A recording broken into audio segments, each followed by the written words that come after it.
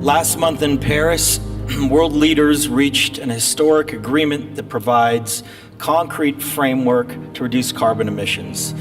This was an important first step, but we're a long way off from claiming victory in the fight for our future and for the survival of our planet. The Paris Agreement was a call to action, but it is now up to all of us to build this progress with ingenuity and a commitment to change.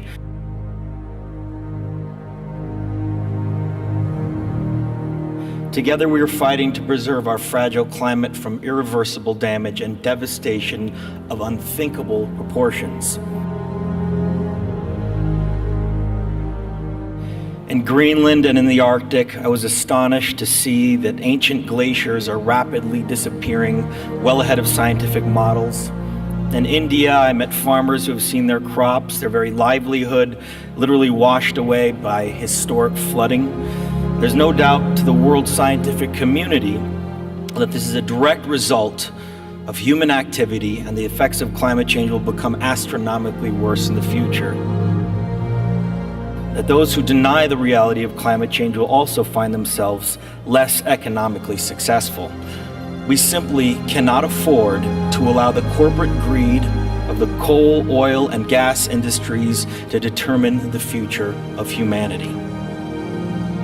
Last week, President Obama told those who continue to deny the irrefutable science behind climate change they will find themselves increasingly lonely in a swell of voices calling for action. Those entities with a financial interest in preserving this destructive system have denied and even covered up the evidence of our changing climate. Enough is enough. You know better. The world knows better. History will place the blame for this devastation squarely at their feet. Our planet cannot be saved unless we leave fossil fuels in the ground where they belong.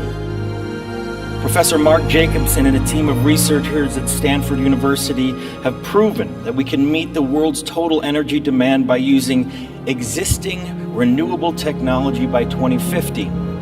To make that potential a reality, we need the collective will and conviction of political, business, and philanthropic leaders like all of you. This transition is not only the right thing for our world, it makes clear economic sense, and it is possible within our lifetime. A shift of this magnitude will save nearly $42 trillion in global energy costs while creating 20 million new jobs.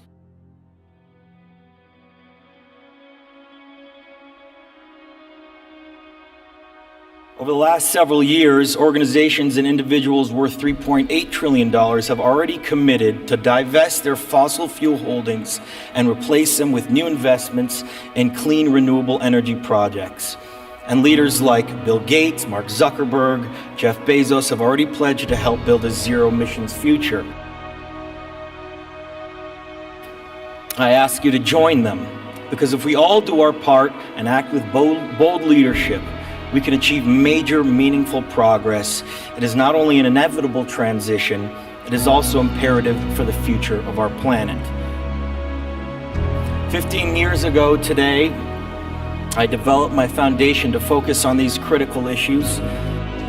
3% of all philanthropic giving goes towards the protection of our only home, planet Earth.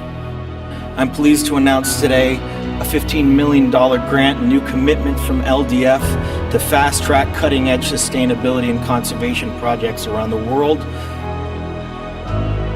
So much can be done if we all work together. With your help, we can quickly identify and fund the most innovative and effective projects that have the greatest potential to avert the crisis we face.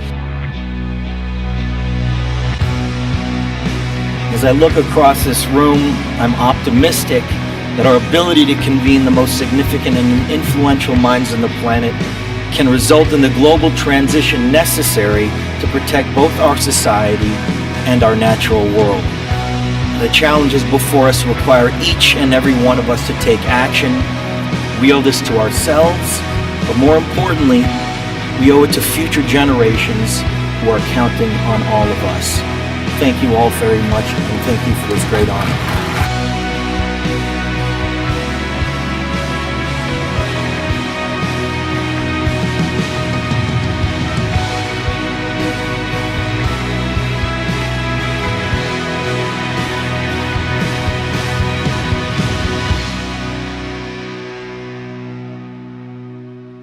Generosity is the key to our future.